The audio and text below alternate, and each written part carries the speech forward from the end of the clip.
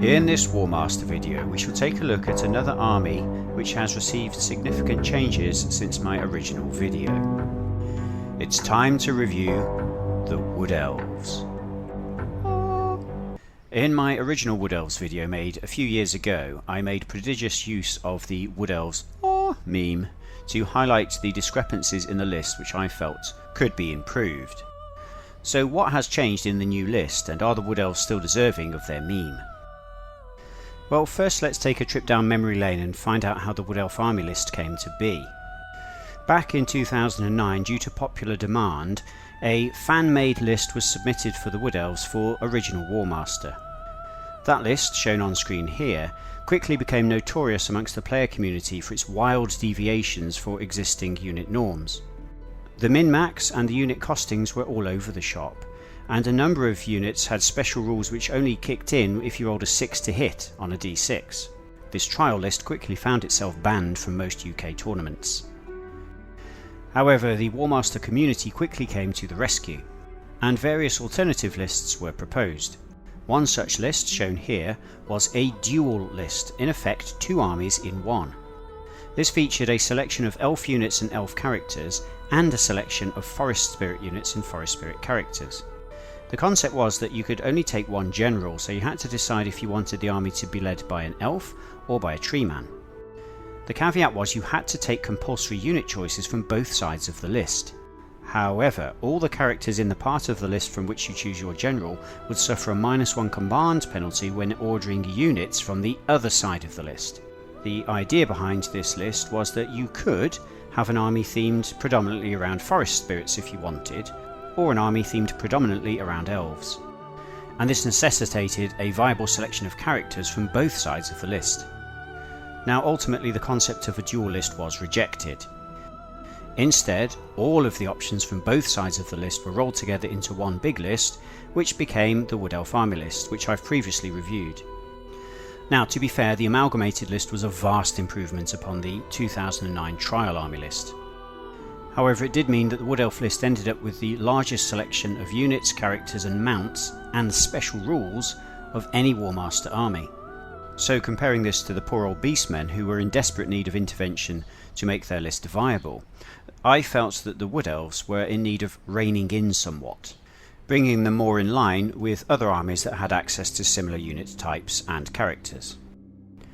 The old list also had the army special rule which allowed you to deploy an additional woodland piece of terrain on the battlefield, which combined with the old version of tree singing then allows you to move that terrain piece in the magic phase. And in my view, these mechanics have no place in a game like Warmaster. So I put forward my very own minimalist concept list for the Wood Elves. My experimental list, shown here, abandons the dual army idea altogether and strips down the amount of special rules. In particular, the -1 command penalty only kicks in if you brigade forest spirit units with non-forest spirit units, with the trade-off being overall lowered command for the general. And I came up with some alternative options for the spell list. My alternative concept list for the Wood Elf army was playtested by Wood Elf players, and was largely rejected. Well, you can't win them all. However, some ideas have crept their way into the current version of the list, as we will see. The current 2025 list for Wood Elves, shown here, is in my opinion a great leap in the right direction. Wherever possible, special rules, stat lines and costings have been standardised to follow similar units from other armies, and there's been a significant reduction in the scouting value of a lot of units. If we now compare the old list to the new, on the surface the changes appear minimal. Your first compulsory unit choice is still Glade Guards, and they're still exactly the same as they were before, although they've lost their contribution to the army's scouting value. The role of Glade Guard is to lurk in defendable terrain and project force with their excellent shooting ability. However, thanks to the new tree singing spell, you can risk sending Glade Guard outside of the woods, then casting tree singing on them to provide them with cover. Your Eternal Guard are still your standard elf infantry, solid and dependable. War Dancers stay the same, allowing you to add an extra stand to either Glade Guard or Eternal Guard, which has 4 attacks. Clearly the best option for this is to add your War Dancers to your Eternal Guard so they benefit from the 5+ save. And a block of 4 Eternal Guard with 4 stands of War Dancers gives you a solid Elf infantry unit that can be ordered on command 10. Way Watchers are still your ambushing elite archers that impose -1 armor save to enemy that they shoot. They are excellent for force projection across the battlefield as they can be deployed with the General's command 10, and they can easily take out a stand of artillery each turn with their shooting attacks alone. They can be thought of as the equivalent to artillery in the Wood Elf list. Although their range is only 30, the fact that they can deploy from defendable terrain means they can pop up literally anywhere near to the vulnerable enemy rear lines. And this will cause your opponents to think long and hard about their deployment, especially the placing of their artillery stands. As they stand, Way Watchers are still an anomaly in that they're an infantry unit composed of only 2 stands. Therefore, the argument could be made that they should be increased to a 3-stand unit and their price increased proportionately. However, with 6 attacks available each turn, imposing -1 armor save, this might be overpowered.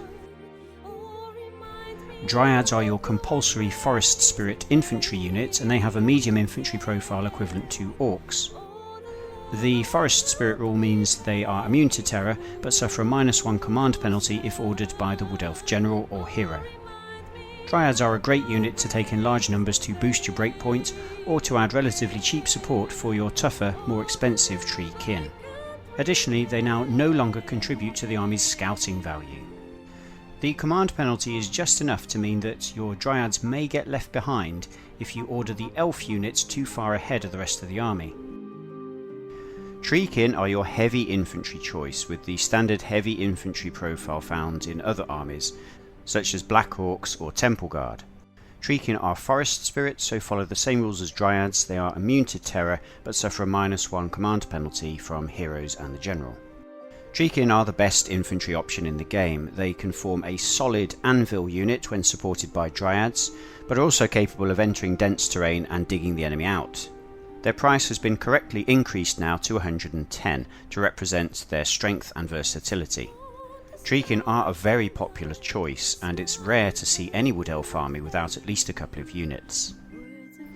Glade Riders are still the same as in the original list and serve all the same purposes, an overall excellent unit considering their 30cm shooting range and their ability to evade in any direction.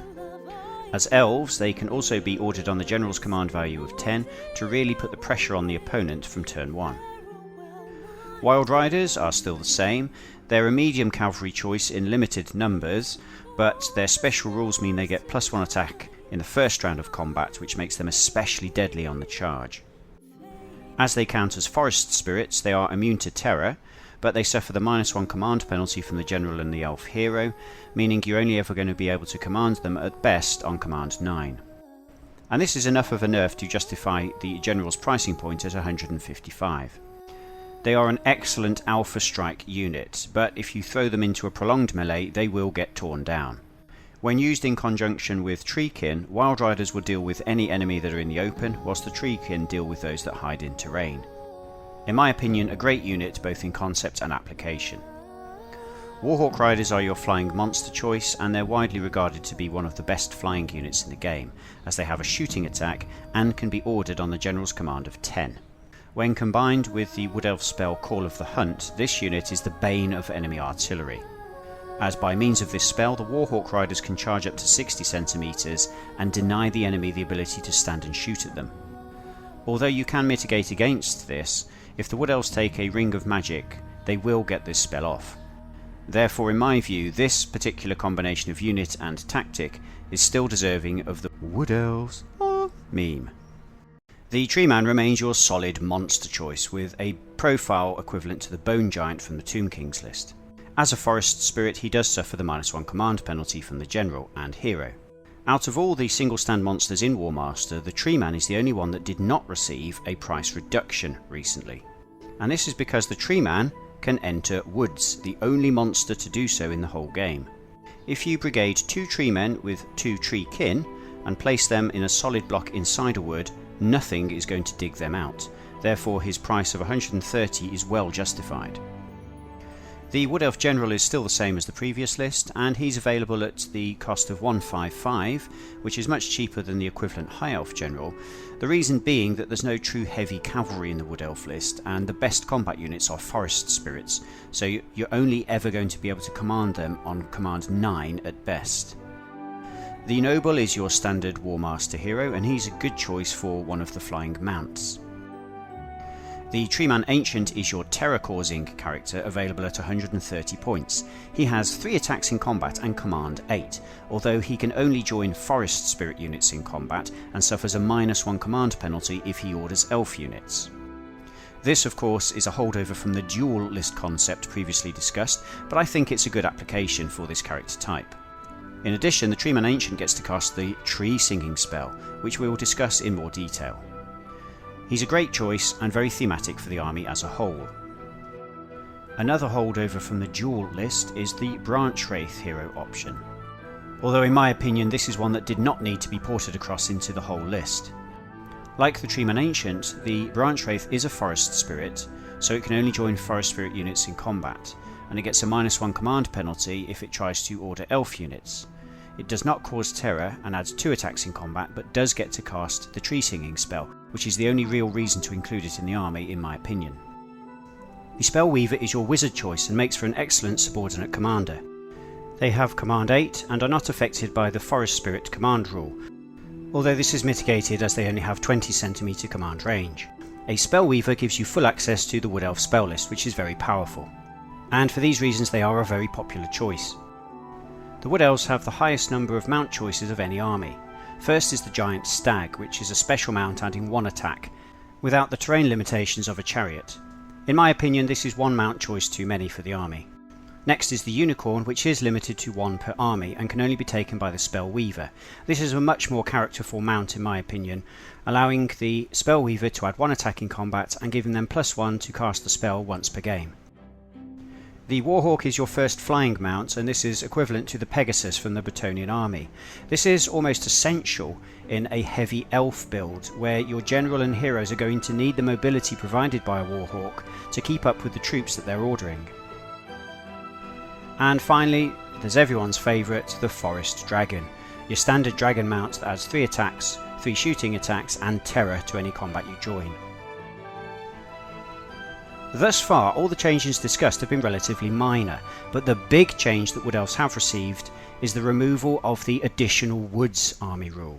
The removal of this army rule, combined with the new spell list, represents a paradigm shift in the way that the Wood Elf army now plays. No longer will you have to hide your vulnerable infantry inside their beloved woods. The Wood Elf army now has some tactical options that allow its infantry to engage the enemy in open ground, and I think this makes for a far more enjoyable gaming experience for the Wood Elf player and their opponent. The current Wood Elf spell list is a vast improvement on the original. Borrowing a concept from my experimental army list, the Tree Singing spell now grants defended status to any Wood Elf infantry unit in the open. It only affects unengaged units and will end if the unit moves in any way. So this spell achieves 2 criteria for the army. First and foremost, it removes the obsolete old Tree Singing spell, which was a pain to deal with. More importantly, it now gives you means to protect your squishy elf infantry outside of the woods. And with 3 characters in the army that can cast this spell, you now have the option of marching your infantry forwards into the open without fear of getting run down by enemy cavalry. Another change is to the Fury of the Forest spell, which now inflicts 3 attacks on any enemy unit affected by it, rather than D3. Although this remains rather a niche spell, as the opportunity to cast it will be rare, and it's unlikely to cause significant damage. The remaining 2 spells remain unchanged from the 2009 trial list, and it shows. The wording could do with a tidy up. There is no mention of how these spells can be targeted, and the wording of Call of the Hunt in particular is just too open-ended. It could do with specifying the movement rate at which the affected unit does move, and which enemy unit is prevented from standing and shooting at charges. Clarifying the wording should remove any misinterpretation of the intent of the spell, deliberate or otherwise. Now, as most Warmaster players will be aware, there is a fantastic range of Wood Elf minis available from Forest Dragon, so let's take a look at some players' armies.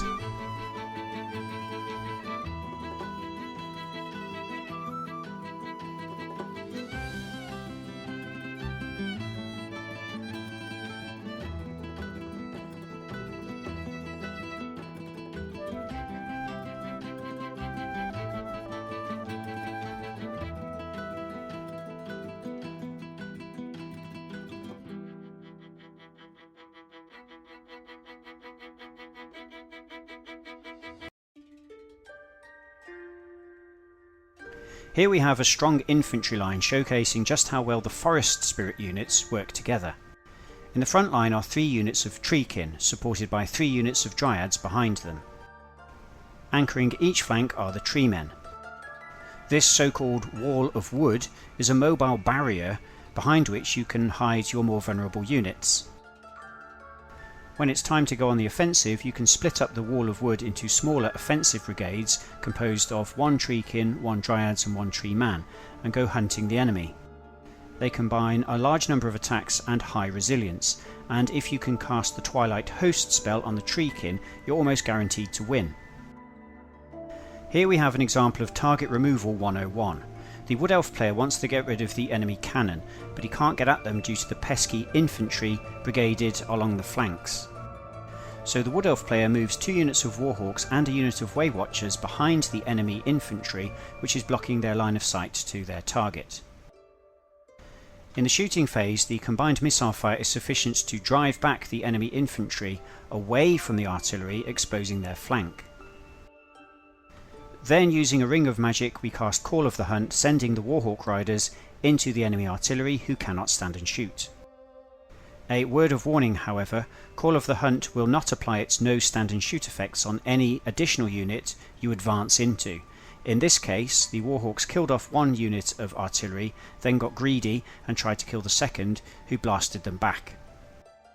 Still, this tactic has effectively neutralised the enemy artillery brigade for the loss of 1 stand. The reason why Warhawks are considered the best flyers in the game is because you can move them with command 10 and they shoot, so you can easily land behind enemy flyers, shoot them, drive them into enemy and confuse them. Whenever you attack with Wild Riders, you want to be targeting the enemy's flanks, and as they are Forest Spirits, you can send in your Treeman Ancient to boost their attacks and add a nice bit of terror. In this example, the Wild Riders plus Treeman get 18 attacks against the Cold Ones, who can only manage 1 in return. And if you want to get the most out of your Glade Guard, don't forget you can position them in irregular formation to maximise their line of sight. Here, 4 units of Glade Guard are able to target 1 unit of enemy Harpies, and they've reduced it to a single stand. The first army build we'll look at is a min-max build, which you may encounter at a tournament, and this focuses on the most powerful units in the army. You have maxed out Treekin, Wild Riders and Warhawks, a Treeman Ancient for cheap terror, and minimum Glade Guard. The Dryads are there for support. The Forest Spirits deal with any enemy hiding in defendable terrain, while the Wild Riders engage any enemy in the open. Meanwhile, the Warhawks can deal with artillery. The list includes 2 Spell Weavers to maximise your chances of getting off Call of the Hunt or Twilight Host. The second build is the so-called tree build, where the majority of units either are trees or things that live in trees. You take maximum Treekin and Treemen, plus plenty of Dryads, so you can build your wall of wood. You take 2 Forest Spirit characters to help with the tree singing spell, whilst your elf characters are both mounted on Warhawks. The Glade Guard hide in the woods, whilst the Warhawks can operate behind enemy lines. This means the only viable targets for the enemy to charge is going to be your wall of wood. Opposite to the tree list is the elf themed list. You only take elf characters and all elf units where possible. This build features a solid defensive brigade of Eternal Guard fronted with War Dancers, whilst your Waywatchers, Warhawk Riders and Glade Riders are there to upset the enemy cavalry. Although you have to take minimum 2 Dryads, you can always model these as an elf unit themselves, such as an entire unit of War Dancers or as Wildwood Rangers. Next is the Archer build, which maximises the number of shooting attacks in the army. You have maximum Glade Guard, maximum Glade Riders, maximum Warhawks and maximum Waywatchers. All of the characters can also make ranged attacks. Now this build has potential if you have plenty of cover on the board in which to protect your vulnerable elf units. However, if the battlefield features a lot of open ground, then you're going to struggle against cavalry-based armies. There is also the option to build a Dryad Horde, which will raise your breakpoint to a respectable 11. You take 12 units of Dryads, some Treekin and some Wild Riders, and take the fight to the enemy, using your Treeman Ancient to sow terror. This build is unusual for Wood Elves in that it can withstand some degree of attrition. so an enemy that tries to alpha strike you and break your army quickly may struggle against this build. Finally, there's the cavalry build, which takes a maxed out brigade of Wild Riders, another brigade of Glade Riders, and maximum Warhawk Riders. You take elf characters with aggressive mounts, and ensure you have a Ring of Magic. The concept here is that through use of the General's Command 10 and the Spellweaver's Ring of Magic to cast Call of the Hunt, you can be charging the enemy on turn 1. Before the enemy can react and trap your cavalry units, in your second turn you then move past his front line and start engaging his rear units, which can throw his battle line into disarray. So that is the Wood Elf army in 2025, and I'm much happier with the list than I was in the previous video. The worst excesses of points anomalies and special rules have been reined in, and whilst the Wood Elf General still has the most toys available to play with, this does not, in my opinion, make the army overpowered, as Wood Elves are certainly not dominating at UK tournaments at the moment. I think the army nicely captures the aesthetic of the Wood Elves, the units and spells complement each other well, and the range of available models is better than ever. So what may the future hold for the Wood Elf army list? Well, in keeping with the points reduction to Empire Skirmishers, you may see a reduction to War Dancers in the future. The wording of the spells could be tidied up a bit, but other than that, I think the army list is in a very strong position. So there's no better time than now to start experimenting with your own Wood Elf force.